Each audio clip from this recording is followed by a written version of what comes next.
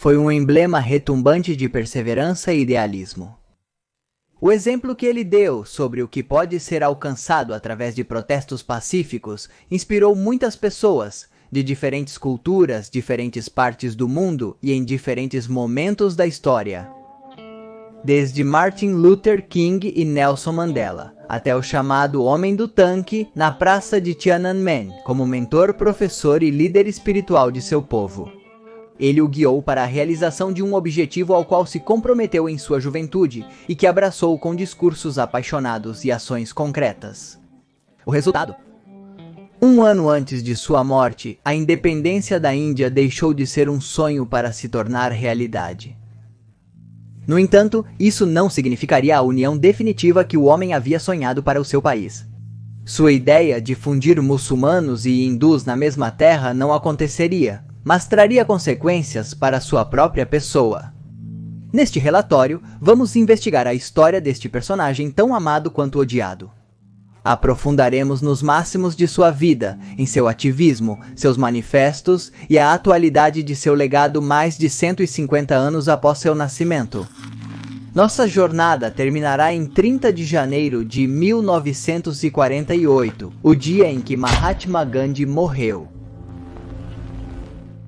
Eram 17 horas e 17 minutos de um dia ameno de inverno. Mahatma Gandhi caminhava com parcimônia por um gramado majestoso em Nova Delhi. Apoiando-se nos ombros de 2 mulheres jovens, caminhou até uma praça próxima onde 500 pessoas o esperavam para realizar uma oração comunitária. Nesse momento, um homem se aproximou dele com as mãos juntas, em sinal de adoração. "Namastê!" exclamou em um sussurro suave. Tais encontros eram constantes com ele.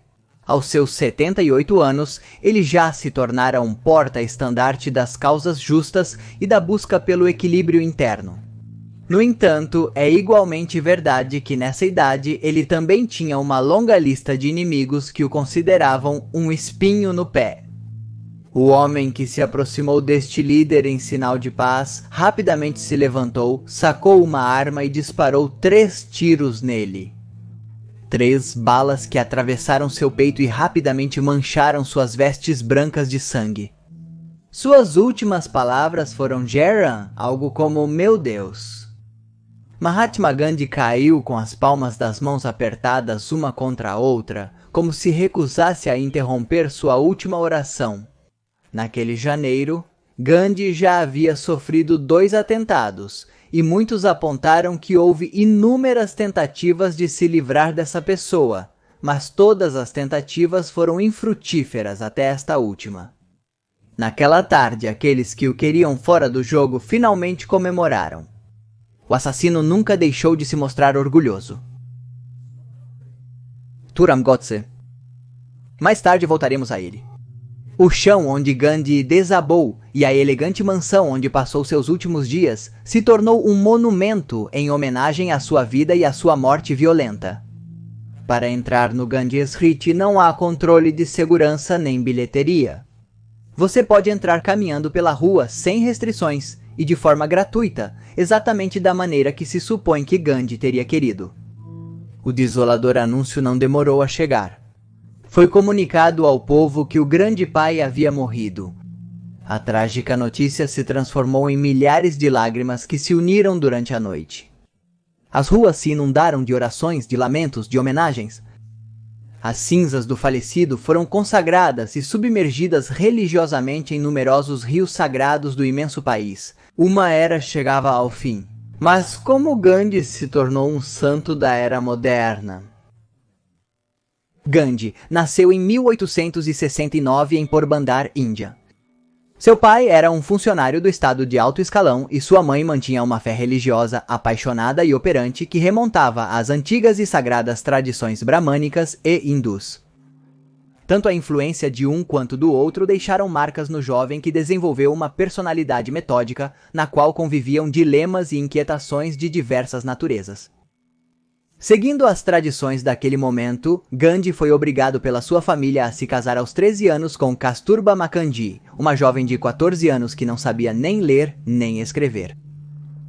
Contra todas as probabilidades, supõe-se que ele se apaixonou por ela como se fosse sua alma gêmea. Outros biógrafos esclarecem que o jovem encontrou no sexo a única maneira de sobreviver a esse arranjo, no qual ele não teve voz nem voto. Não sem polêmica, mais tarde, já adulto, Gandhi criticaria a decisão de seus pais de tê-lo casado com uma mulher que não haviam cultivado o suficiente.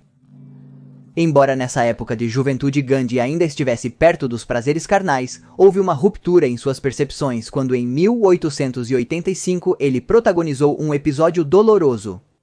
O pai de Gandhi estava em seu leito de morte e era Gandhi o encarregado de cuidar dele. No entanto, em determinado momento, o jovem abandonou seu posto de guarda para ter um encontro amoroso com Kasturba. Quando voltou para onde estava seu pai, ele havia morrido.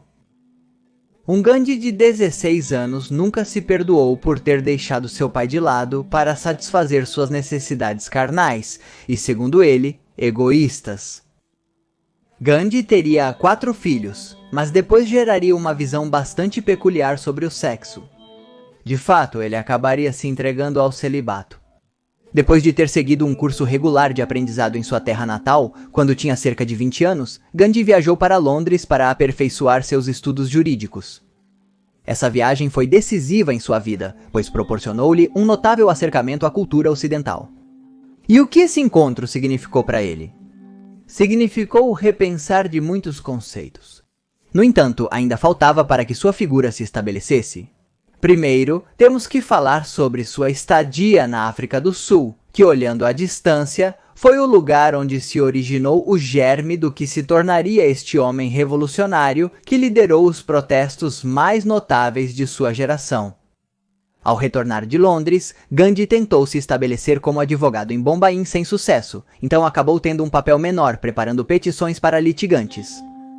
Tudo mudaria quando, em 1893, aceitou um contrato de trabalho por 1 ano com uma empresa indiana que operava na África do Sul. Uma vez nesse lugar, não demorou para se interessar pela situação dos 150 mil compatriotas que residiam lá, discriminados na imensa maioria dos casos. Gandhi então se propôs a realizar a difícil missão de redimir moral e socialmente aqueles que não tinham representação, vivenciou o racismo na própria pele e decidiu questionar aquilo que era considerado natural. Numerosas e variadas foram suas iniciativas humanitárias, instituiu colônias agrícolas e hospitais e, acima de tudo, tentou eliminar as castas e religiões que dividiam seu povo. Em suas relações e seus inevitáveis confrontos com as autoridades da África do Sul, inaugurou um método de luta que mantinha o respeito à pessoa humana e evitava a revolta armada. Em 1906, enfatizou o valor do que chamou de força da verdade como fundamento. Em 1894, Gandhi fundou o Partido Indiano do Congresso em Natal para unir a comunidade indiana na África do Sul em uma força política homogênea e, embora não tenha conseguido evitar que algumas leis discriminatórias fossem sancionadas, conseguiu que cada vez mais olhos se voltassem e testemunhassem as desfavoráveis condições em que muitos viviam. A imprensa de todo o mundo pôde registrar como os direitos civis dos indianos eram suprimidos em certas comunidades. Seus seguidores e o próprio Gandhi foram reprimidos e presos em muitas ocasiões, mas isso não os deteve. Conseguiram grandes avanços e, acima de tudo, conseguiram que a impunidade deixasse de ser tão livremente articulada. Haviam transformado a desobediência civil passiva na melhor arma de combate. Em 1914, Gandhi retornou à Índia, onde levou uma vida reclusa até 1918, quando terminou a Primeira Guerra Mundial. A partir desse ano, Gandhi foi praticamente o líder do movimento nacionalista. Depois de proclamar abertamente a autonomia econômica que, segundo ele, poderia ser alcançada através da não colaboração. Suas energias foram então direcionadas para abolir a opressão colonial. Embora a não violência seja um conceito comum no hinduísmo e na cultura oriental, Gandhi a reivindicou como um imperativo ético universal subjacente a todas as religiões. Seu pensamento também estava ligado a eminentes representantes da espiritualidade no Ocidente e a teóricos da política e da economia. Ele então se tornou a figura mais proeminente não apenas dentro do Congresso, mas em toda a Índia. Foi neste ano que ele recebeu o título de Mahatma, que o próprio povo lhe concedeu em um impulso espontâneo de entusiasmo e devoção. Gandhi passaria para a posteridade com esse apelido que significa literalmente o magnânimo e faz alusão às suas qualidades de profeta e santo que as massas reconheciam. Mas vamos analisar por que sua influência ultrapassou sua figura e a de seu país. A teoria sociopolítica de Gandhi tem como pilares fundamentais 4 conceitos: autogoverno, ação não violenta, autossuficiência e sociedade moral. O autogoverno era o termo utilizado pelo movimento anticolonialista indiano para se referir à demanda de independência da Índia, do Império Britânico. Para Gandhi, uma Índia verdadeiramente livre não implicava apenas em acabar com a ocupação colonial, mas também exigia a construção de uma sociedade formada por cidadãos civicamente comprometidos com o bem-estar coletivo, através da retidão moral. Gandhi sustentava que as civilizações modernas ocidentais são construídas sobre os valores do materialismo e da competição, os quais acabam por gerar violência, seja contra outras nações, contra seus próprios cidadãos ou contra o meio ambiente. A luta não violenta, como já explicamos, é a disposição humana que permite a sociabilidade pacífica através da imposição moral de limites às nossas ambições pessoais. Finalmente, a autossuficiência é um princípio que defende a cooperação como base do sistema econômico e político. Como pode ser apreciado, o legado de Gandhi não é apenas importante por articular uma visão alternativa à concepção dominante de sociedade. Seu ativismo político sempre foi orientado a cumprir na prática os valores sociais que pregava. Uma de suas frases mais conhecidas foi: "Minha vida é minha mensagem." Sua vestimenta não era uma questão de estilo, por exemplo. Ele tecia e encorajava outros a tecerem suas próprias roupas.